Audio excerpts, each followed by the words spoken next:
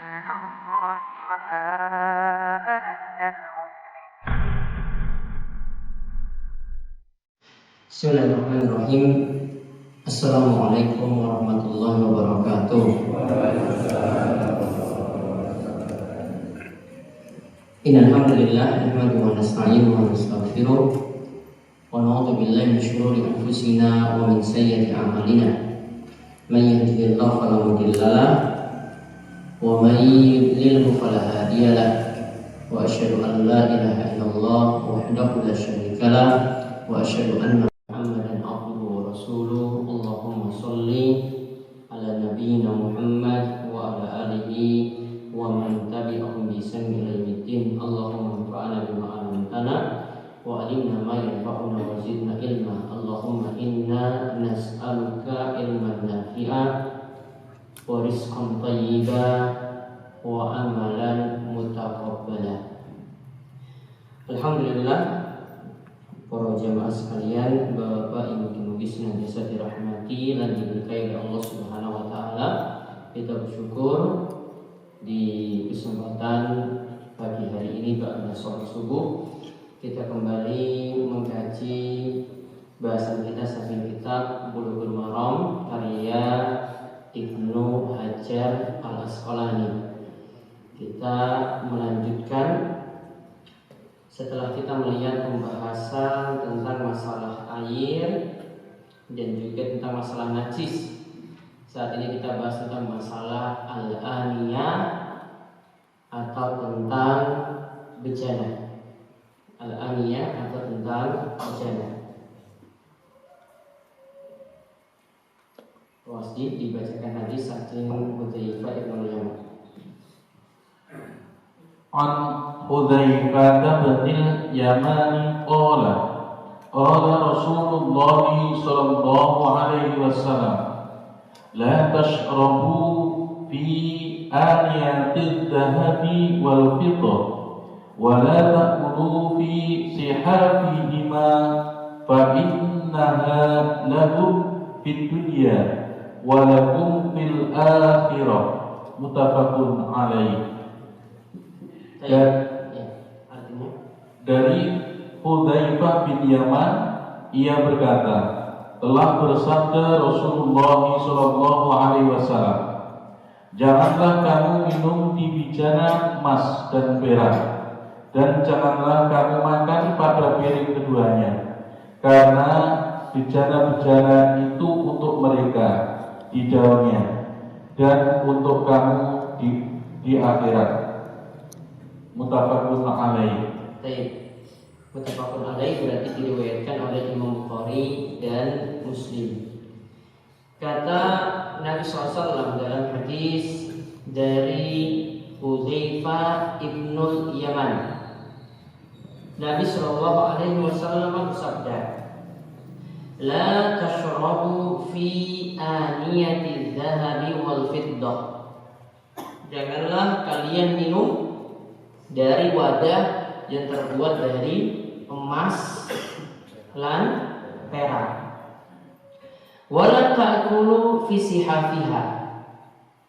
Kalau tadi jangan minum, begitu juga jangan pula makan dari piring atau sendok, ya. Itu yang terbuat bahannya dari emas dan perak. Fa innaha lahum fid dunya.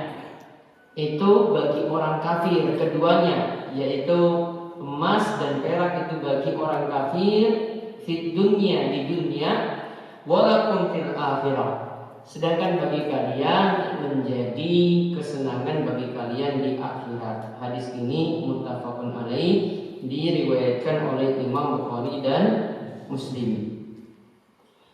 Sebelumnya ini disebutkan tentang masalah aniyah, yaitu masalah bejana. Padahal sebelumnya kita bahas air. Setelah itu kita bahas najis. Ini mau masuk pembahasan wudu. Ini mau masuk pembahasan wudu. Kenapa setelah air sebelum masuk wudu dijelaskan tentang wadahnya terlebih dahulu? Ini tujuannya agar kita ketika berwudu Kalau menggunakan wadah untuk menampung air, maka jangan sampai menggunakan wadah tempat penampung yang terbuat dari barang-barang atau bahan yang diharamkan. Tidak boleh menggunakan bahan-bahan yang diharamkan. Namun perlu dipahami terlebih dahulu salah satu poin penting sebelum masuk pembahasan ini, dijelaskan oleh para ulama, al-aslu fil awani al-hillu. Hukum asal untuk wadah apapun, hukum asalnya itu halal. Dicatat baik-baik, hukum asal untuk suatu wadah apapun,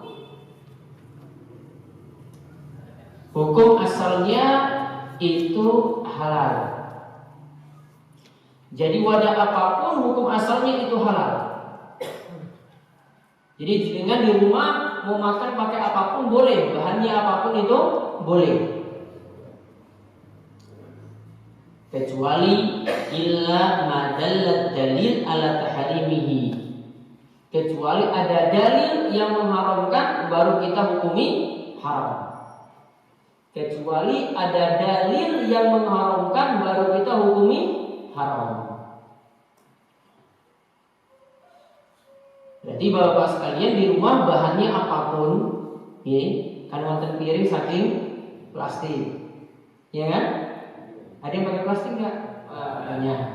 Gelas, ada yang plastik, ada juga yang kertas, ya, ada juga berbahan kaca. Ya. Bahan apapun yang digunakan ketika kita nampung sesuatu, baik piring, gelasnya, sendoknya, untuk masaknya, aluminium misalnya, maka asalnya bahan-bahan ini, asalnya bahan-bahan ini itu halal, boleh kita gunakan sampai ada dalil yang mengharamkannya. Ingat ini kaidah ini baik-baik. Sehingga yang kita bahas di sini, kalau hukum asalnya itu halal, hukum asalnya itu suci, berarti yang kita bahas yang bermasalah atau bahas yang halal-halal? Ya, berarti kita bahas yang halal-halal atau yang bahas yang bermasalah? Yang bermasalah. Maka dibahas yang bermasalah itu apa? Ya, jadi ini bahan ini nggak boleh. Oh berarti yang lainnya boleh. Oh bahan ini lagi ditemukan lagi, dalilnya nggak boleh. Oh yang lain selain ini berarti boleh. Berarti yang bermasalah saja yang kita bahas. Jadi dalam Islam itu mudahnya seperti tadi. Sama kalau kita bahas ini tentang masalah hukum asal juga nih, hukum asal ibadah apapun itu para ulama katakan sebaliknya. Hukum asal ibadah apapun hukum asalnya itu haram. Ini berbeda nih, ini berbeda dengan tadi kita bahas bejana. Ini sebaliknya loh. Hukum asal ibadah apapun, zikir, sholat, puasa, hukum asalnya haram sampai datang dalil. Berarti kalau tidak ada dalil, boleh nggak dilakukan? Nggak boleh. Sampai ada dalil dulu, sampai ini ada bukti saking Quran, sampai ada bukti saking hadis, baru boleh kita mengamalkannya. Maka hukumnya berbalik dengan masalah dunia. Ini hukumnya berbalik dengan masalah dunia. Contoh misalnya baju, model baju atau bahan baju. Ini juga sama, hukum asalnya itu halal. Ya, sama juga ada bapak mungkin yang pakai jeans misalnya, hukum asalnya juga halal. Ya, namun kalau pakai jeans misalnya, kalau pakai untuk sholat itu baiknya tidak yang ketat. Namun bahan ini masih boleh kita gunakan, kecuali nanti ada bahan-bahan yang nanti itu dilarang. Seperti misalnya kalau pakaian itu dilarang memakai pakaian celana yang berbahan sutra. Nah, laki-laki itu tidak diperkenankan atau tidak dibolehkan memakai pakaian atau celana ya yang berbahan sutra atau sarung yang berbahan sutra, tidak boleh. Maka ingat dalam masalah dunia, sekali lagi prinsipnya ya kita itu dihalalkan, dimudahkan semuanya. Sang bapak punya pekerjaan juga, yang hukum asalnya itu halal. Namun kalau ini kita bahas dalam masalah ibadah, maka hukumnya sebaliknya. Hukum asal ibadah itu haram. Atau para ulama katakan hukum asalnya itu adalah tauqifiyah. Mesti ada dalil terlebih dahulu baru kita lakukan. Kalau tidak ada dalil, berarti tidak boleh kita lakukan sama sekali. Jadi misalnya ada amalia, ada mungkin yang setiap malam Jumat ini ada amaliyahnya, ya melakukan sholat ini dan sholat itu. Ini harus ada dalil. Karena Nabi SAW itu sebutkan bahwasanya tidak boleh ya kita itu anggap ada sholat tertentu pada malam Jumat. Tidak boleh kita anggap ada sholat tertentu pada malam Jumat sampai kita temukan dalil. Berarti kalau tidak ada dalil, tidak bisa kita melakukannya. Nah, faedah yang bisa kita ambil dari hadis ini, yang pertama, diharamkan memakai wadah emas dan perak. Diharamkan memakai wadah emas dan perak.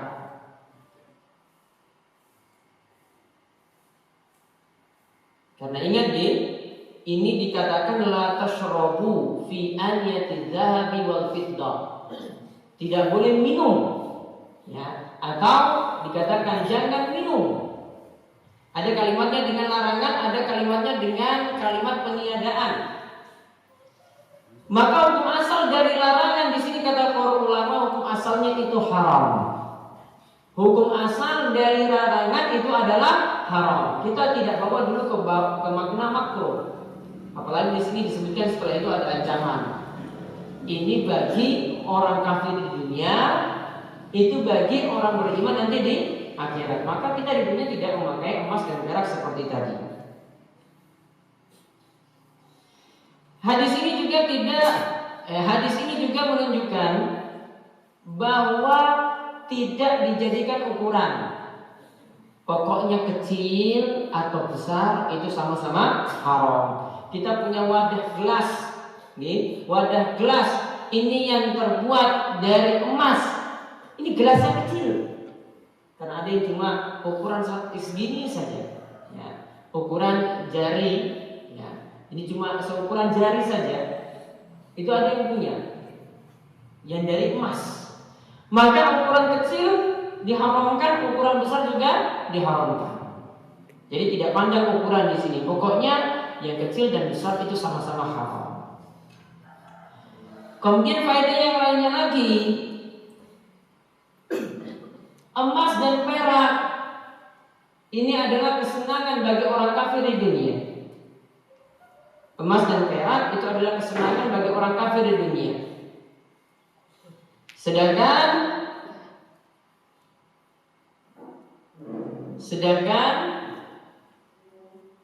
untuk orang beriman,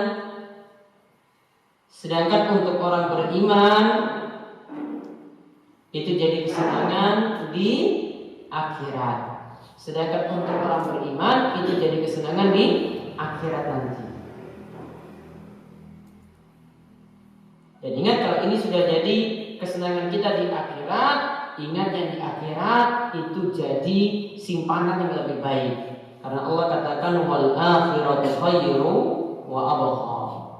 Ya, namanya akhirat itu lebih baik, ya, dan lebih kekal. Atau dalam ayat yang lainnya dikatakan walal akhiratu khairul laka minal ula. Yang namanya kehidupan akhirat itu lebih baik daripada kehidupan yang pertama, yaitu kehidupan di dunia. Kemudian hikmah dilarangnya memakai wadah emas dan perak. Kira-kira pas bertamu dikeluarkan gelas saking emas. Kemudian disajikan lagi mungkin jadah misalnya nih. Nah, yang dan sego ya, segonya itu dibuat dari apa? Itu di apa? Ketan. Ya. Disajikan juga wadahnya saking emas. Padahal sederhana saja loh ini. Ini wedang teh, ya, sama jadah tadi itu disajikan coba bawa keluar. Kira-kira di dalam batin itu apa? Nilai orang seperti ini, tuan rumah seperti ini. Hah? Ya, pertama ria. Terus apa lagi? Hah? Sombong nggak ini? Wah, sombong nggak? Sombong. Coba lihat, ini baru wadah loh ini. Belum lagi yang ada di lemarinya, belum lagi perhiasan gelangnya, kalau punya istri gelangnya, kemudian cincinnya, kalungnya, ini belum loh. Ini baru untuk minum. Kan umumnya kita ya para wanita pakai kan untuk gelang, cincin, ya, kalung. Ini untuk minum coba. Minum dan sajikan orang kalau bertamu itu seperti itu. Kira-kira dalam batin apa seperti itu? Wah, ini sekali sombong sekali orang ini. Iya kan? Nah, berarti hikmah larangannya adalah agar kita tidak jadi sombong di dunia. Hikmah larangannya agar kita tidak jadi sombong di dunia. Jadi kesombongan itu dilarang. Ya, kesombongan itu dilarang. Makanya seperti itu dilarang. Sudah dicegah jangan sampai bersikap sombong. Yang ada kita itu dituntut untuk tawadhu. Tawadhu itu apa? Rendah diri. Gak merasa selalu di atas terus. Walaupun dia punya mobil yang mewah, walaupun dia punya kendaraan yang mewah, punya rumah yang mewah, namun dengan orang lain anggap biasa. Kita diajarkan seperti itu. Ya, Nabi SAW itu dan para sahabat selalu mencontohkan seperti tidak mau selalu di atas. Ya. Walaupun mereka ini jadi orang-orang yang mulia loh. Abu Bakar itu sudah dijamin surga. Umar sudah dijamin surga. Ya, namun dia tidak merasa bahwa saya ini sudah jaminan surga maka orang itu harus hormat pada saya, enggak. Umar juga sudah dijamin masuk surga, beliau juga tidak. Saya mengatakan bahwasanya kalian harus hormat pada saya, enggak paksa orang juga misalnya. Kalau tengah-tengah kita kalau ada orang yang mulia seperti ini paksa cium tangan misalnya, gampangannya. Ya. Yang kita temukan kan kalau ketemu tangannya mungkin dikasih ke orang. Ya. Ini belum jadi wali ini loh. Ya, ini belum jadi wali, ini belum menjadi Dimas ini loh, ini belum jadi Dimas ini. Ini belum punya apa-apa ini. Ya. Ini uang belum keluar dari belakang ini belum. Ini baru orang-orang biasa kali. Ya. Namun karena dia orang yang terhormat, ya, mungkin keturunan bangsawan, ya.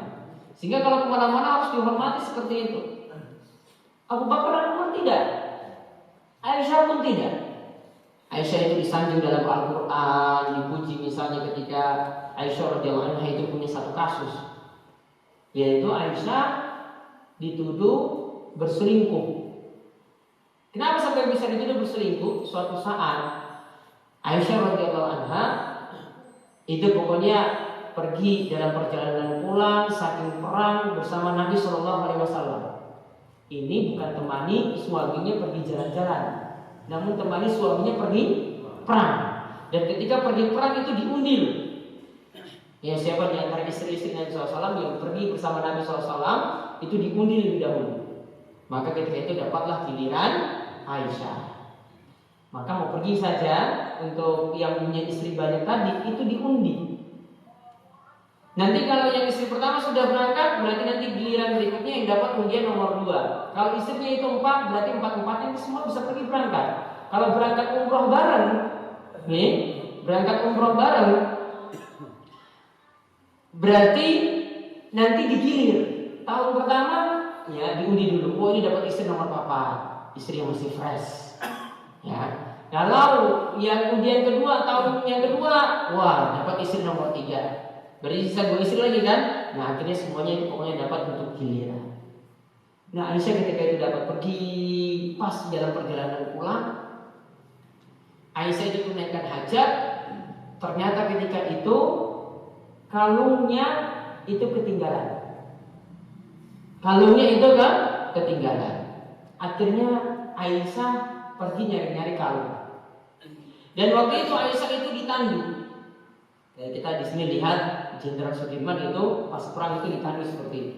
Di bawah digotong oleh laki-laki ada 4 orang. Nah, Aisyah ketika itu pergi nyari-nyari kalungnya.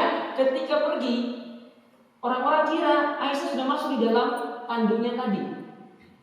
Karena apa? Aisyah itu kurus. Jadi, Aisyah itu kurus, dia ada di dalam dengan nggak ada di dalam itu sama saja. Ya. Padahal ini sudah menikah dengan Nabi SAW. Kalau istri kita rata-rata kan awal nikah itu kurus nih, bernikah harus punya anak telur, lemu kan? Aisyah itu kurus. Ya, berarti makannya juga sedikit, makannya itu nggak banyak loh. Sampai tandu ini mau dibawa atau enggak? Ya, ada Aisyah atau enggak? Pokoknya sama saja beratnya. Jadi ketika mereka, oh ini Aisyah sudah di dalam. Dan asalnya memang mereka tidak boleh berbicara dengan wanita secara langsung seperti itu kecuali mendesak. Mereka angkat gini, oh ini kayaknya Aisyah sudah di dalam, ayo kita jalan. Akhirnya dibawa tadi tandunya istri Nabi SAW. Kalau kita ibaratnya istri presiden ditinggal. Ya, ini sama seperti ada orang yang punya majikan, ya, majikannya itu ditinggal di pom bensin, ya, kemudian jalan gitu saja. Gak tahu kalau ini majikannya ditinggal tadi. Baru tadi sampai di tempat tujuan, wah, majikanku tuh kayak di belakang itu. Padahal bawa mobil. Paham nih?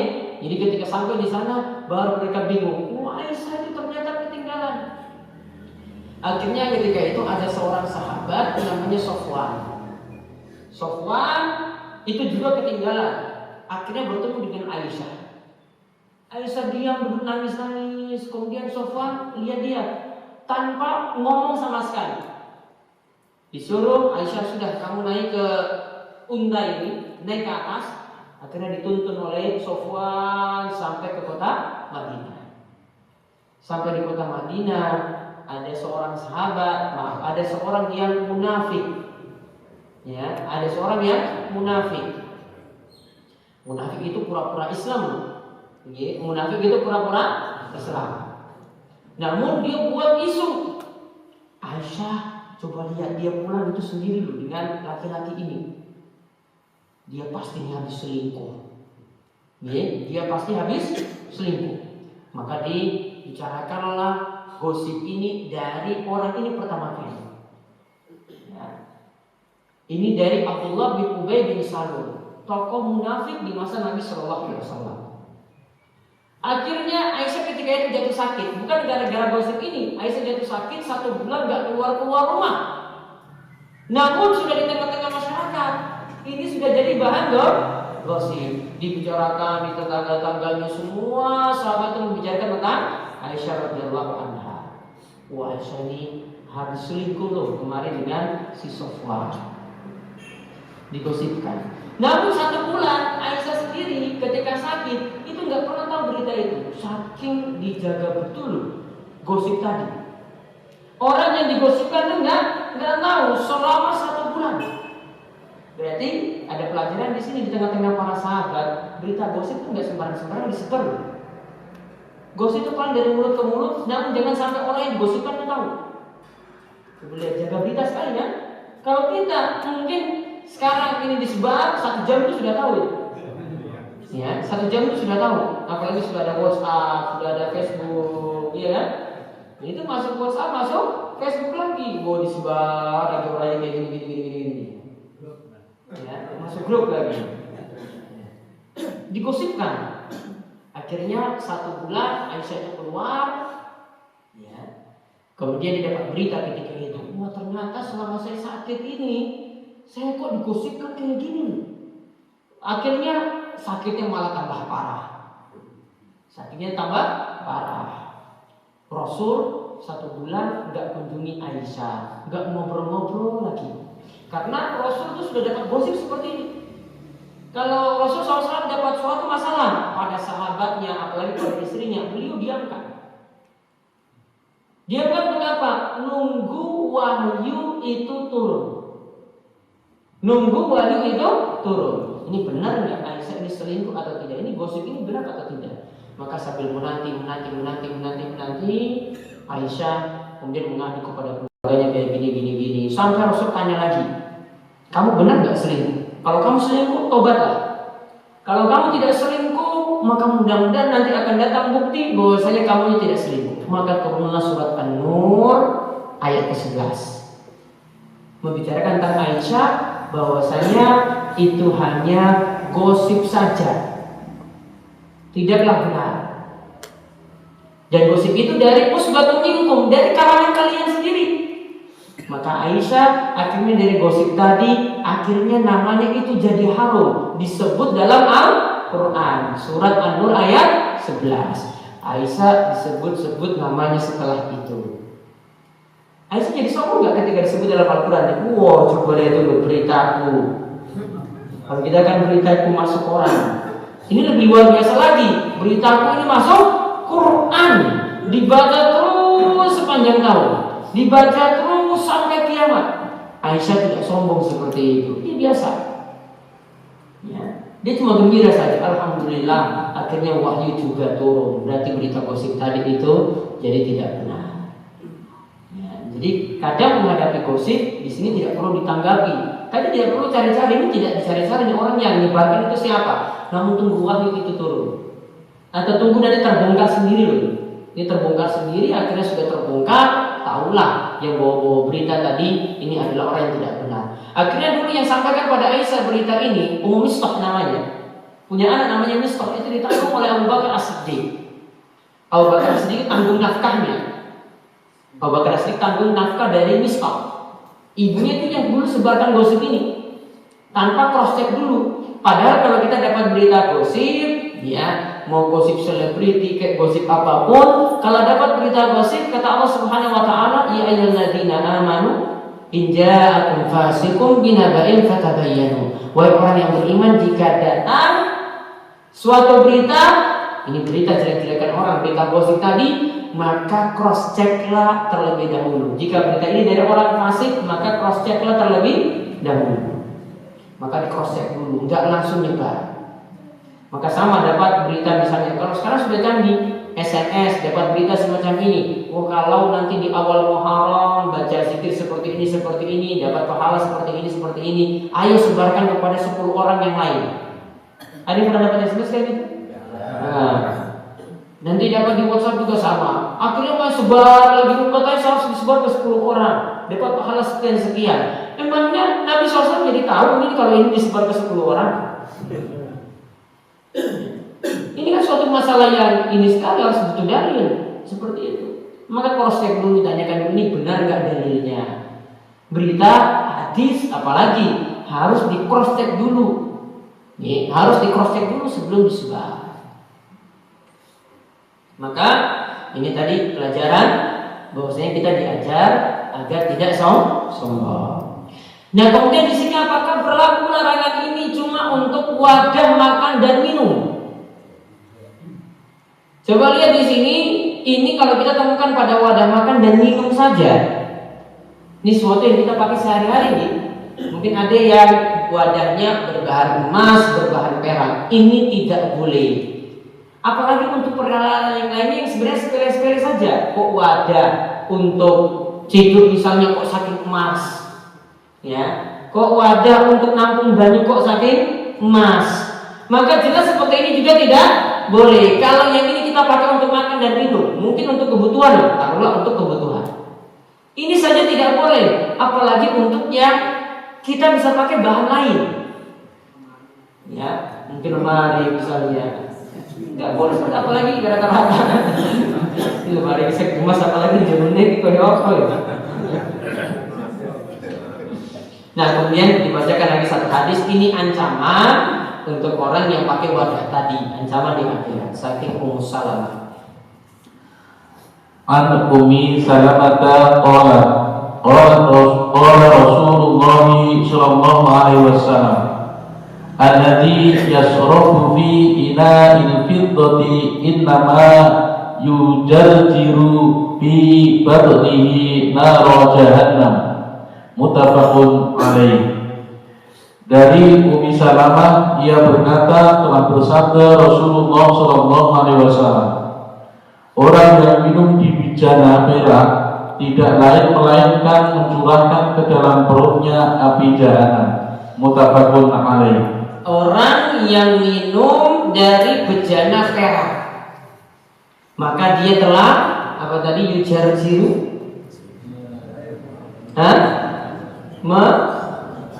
mencurahkan. Yujarjir itu jarjaro, ada nama jarjaro sini. Yujarjiru itu membuat sesuatu jadi mendidih, ya, membuat sesuatu jadi mendidih. Jadi dia masukkan sesuatu dalam perutnya dari neraka jahanam. Ya. Maka seperti ini dalam bahasa Arab ada istilah wazan. Seperti misalnya zalzala, ini jarjaro, ya, zalzala, jarjaro. Ini biasanya istilah untuk sesuatu yang bergoncang, ya, zalzala, zarjaro, ya. Ini biasanya istilah untuk sesuatu yang bergoncang. Maka zalzala idza zulzilatil ardu zilzalaha, jika bumi itu bergoncang. Zalzala itu artinya bergoncang, berarti lindu.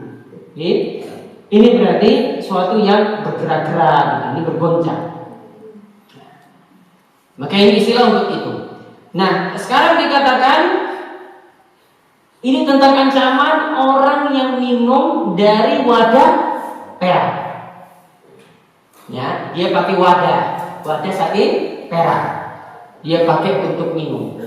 Maka akan dimasukkan dalam perutnya api neraka jahanam.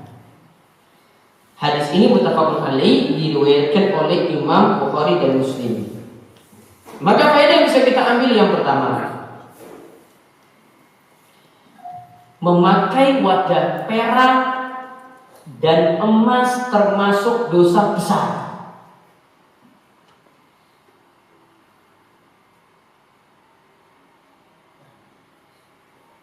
Memakai wadah emas dan perak termasuk dosa besar.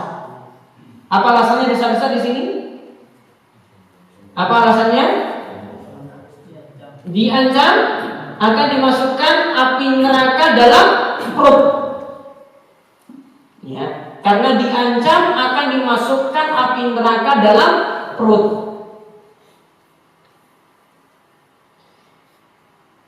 Kemudian faedah yang kedua, seorang muslim wajib beriman dengan kejadian-kejadian pada hari kiamat.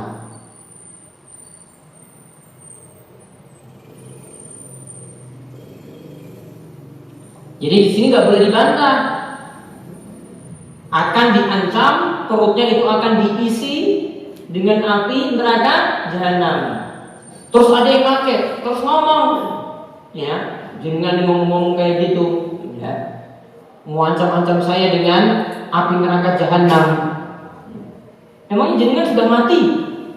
Ya, sudah mati, sudah pernah buktikan seperti itu. Ingat, masalah akhirat ini nggak buktikan untuk mati dulu. Jadi nggak boleh dibantah itu. Misalnya ada yang larang-larang kayak gini, ya, apa jenengan sudah mati dulu, sudah buktikan seperti ini? Nggak bisa. Ini masalah akhirat. Ini keimanan dalam perkara yang belum kita lihat. Ini keimanan dalam perkara gaib. Maka nanti ada siksa kubur. Benar nggak ada siksa kubur? Kita nggak disuruh mati dulu baru ada siksa kubur. Nih, kita harus imani dulu sekarang. Oh, nanti ketika dikubur itu akan siksa kubur.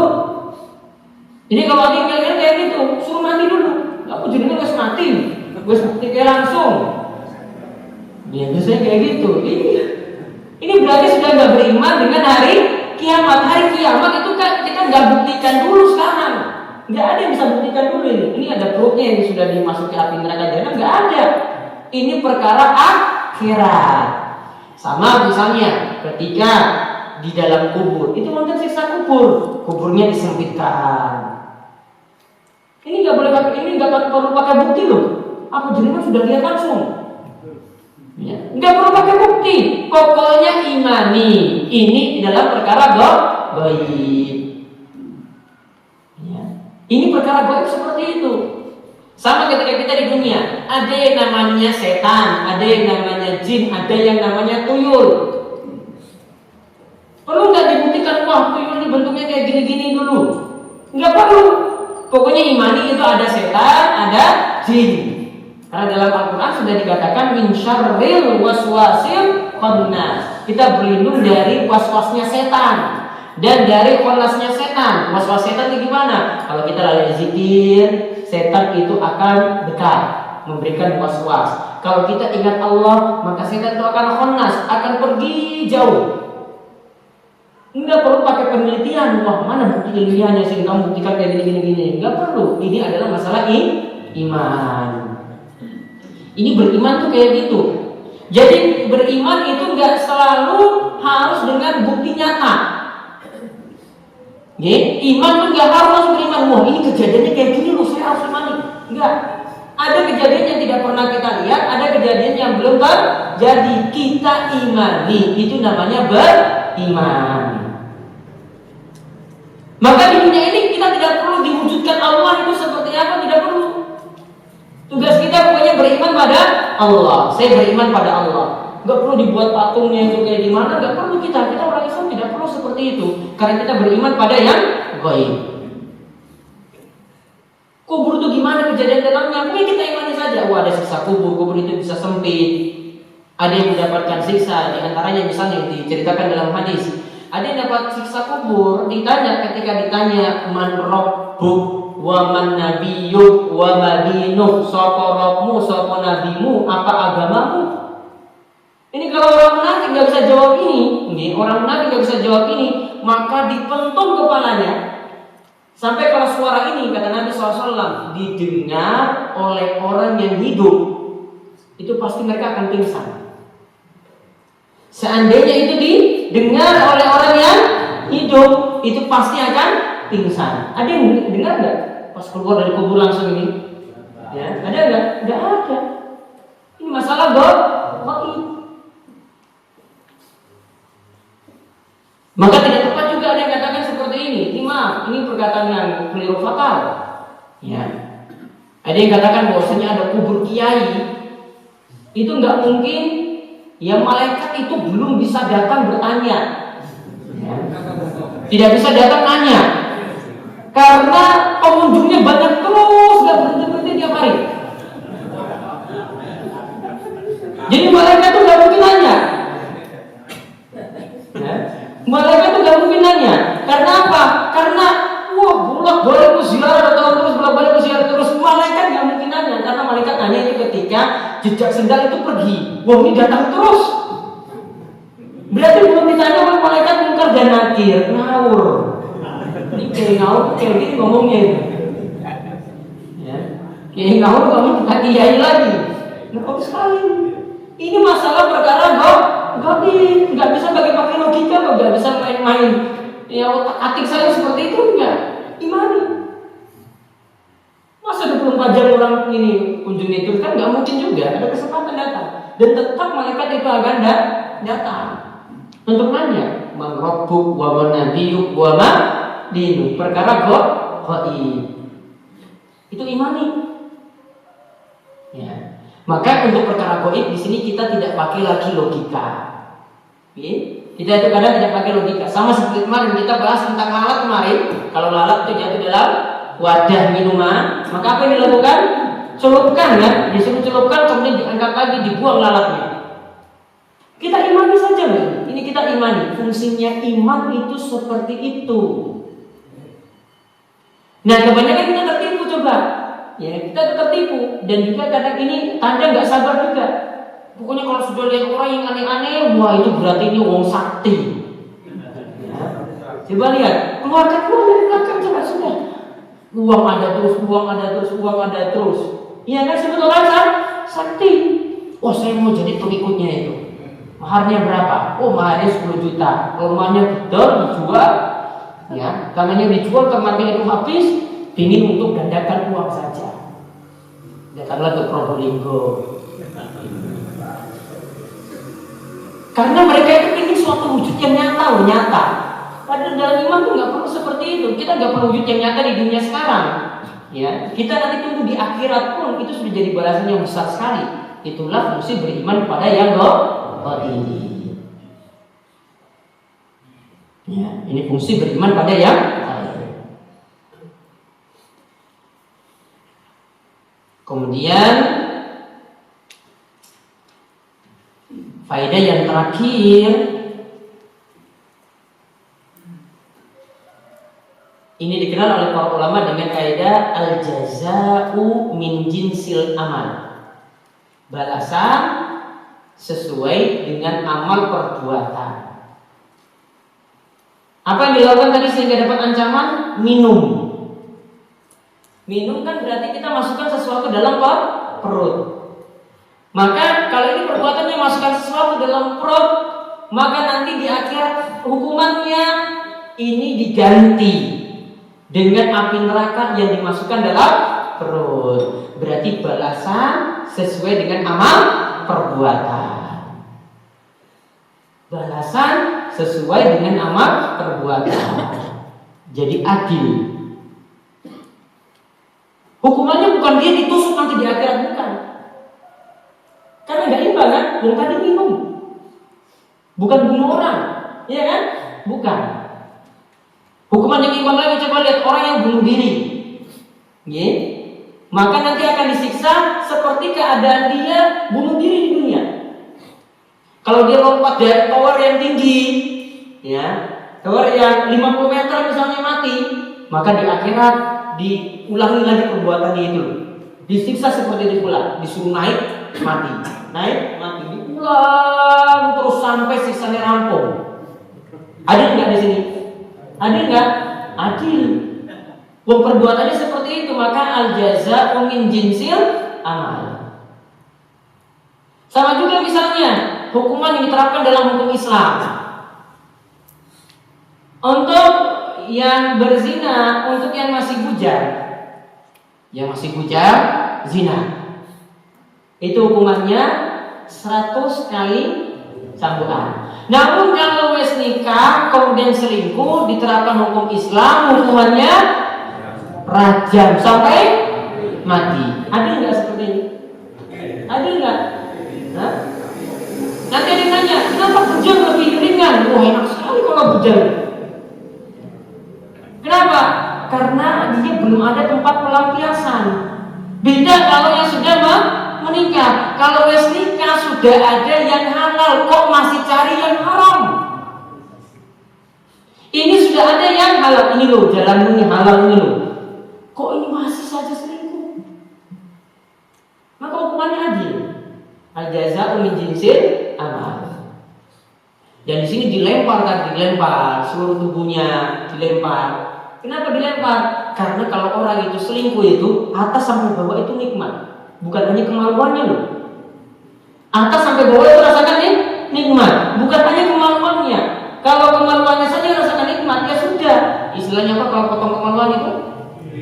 Berdiri aja, namun enggak. Ya, hukumannya tidak seperti itu, karena dia rasakan nikmat semuanya. Maka hukumannya seperti itu, baru adil.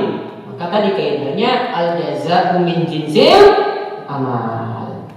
Yang namanya balasan sesuai dengan amal perbuatan. Yang namanya balasan sesuai dengan amal perbuatan. Ini sama juga untuk kaidah umum yang lainnya. Seperti sabda Nabi SAW dalam hadis Ibnu Abbas. Nabi SAW mengatakan, "Ihfadillah yahfadka." Jagalah Allah, niscaya Allah itu akan menjagamu. Kita menjaga aturan Allah, Allah akan menjaga kita. Al-jaza'u min jinsil amal. Kita jaga aturan Allah, jaga sholat, Allah akan menjaga kita. Maka di antara bentuk penjagaan Allah, Allah akan terus beri sehat. Ya, Allah akan terus beri sehat. Kalaupun dia nanti di waktu tua, pas sepuh itu sakit, dicatat sebagaimana di masa muda ketika dia itu sehat. Jadi pas nom ini mau mikir rajin sholat apa orang? berarti ketika tuanya dicatat seperti itu juga. Walaupun ketika tua dia sholatnya itu susah payah, cuma bisa duduk. Namun dicatat seperti mudanya saat dia itu kuat untuk berdiri. Karena Nabi SAW mengatakan idza maridal abdu aw safara, jika orang itu sakit atau bersafar, maka kutiba lahu misla makana sahihan muqiman, dicatat baginya seperti keadaan dia ketika sehat, ketika mukim. Berarti kalau tiang sepuh yang sudah sulit sholat, cuma sholat di kursi saja, dicatat seperti dia ketika muda sholatnya seperti itu. Gak kurangi loh pahalanya. Ya, itulah yang dikatakan dalam surat At-Tin, falahum ajrun ghairu mamnun, bagine pahala sing ora terputus. Apa maksudnya pahala ora terputus? Mudanya rajin ibadah, maka di waktu tua kalau susah ibadah pun dicatat seperti muda, dicatat terus seperti itu. Dan ini hikmahnya, inilah rahasianya orang yang punya uzur. Sakit, tetap pahalanya dicatat seperti dia itu sehat. Orang itu mungkin pergi safar, ketika safar melakukan perjalanan jauh sama seperti pahalanya ketika didapat ketika mungkin. Maka kesimpulannya berarti al-jazaa min jinsil amal, balasan sesuai dengan amalan perbuatan. Berarti waktu muda itu manfaatkan baik-baik untuk ibadah, maka waktu tua Allah akan jaga kita. Waktu tua Allah akan memberi balasan yang besar juga kepada kita. Jadi intinya itu pada waktu mudanya itu seperti apa, ketika kuat itu seperti apa, maka saat sepuh akan dicatat seperti itu. Wallahu a'lam bishawab. Ini dua hadis yang kita baca pada kesempatan pagi hari ini. Mungkin manfaat. Mudah-mudahan Allah senantiasa melimpahkan kita ilmu dan memberikan kita taufik untuk terus beramal saleh. Ini kemauan kita cukupkan. Setelah ini jam 4 sholat isya kalian rakaat. Kita tetap kalian dapat kafaratul majlis. Monggo. Subhanakallahumma wa bihamdika asyhadu an la ilaha illa anta astaghfiruka wa atubu ilaik. Assalamualaikum warahmatullahi wabarakatuh. Nah, itulah video-video Darus Sholihin TV. Dukung Darus Sholihin dan jangan lupa subscribe videonya biar mendapatkan ingatan terus setiap hari.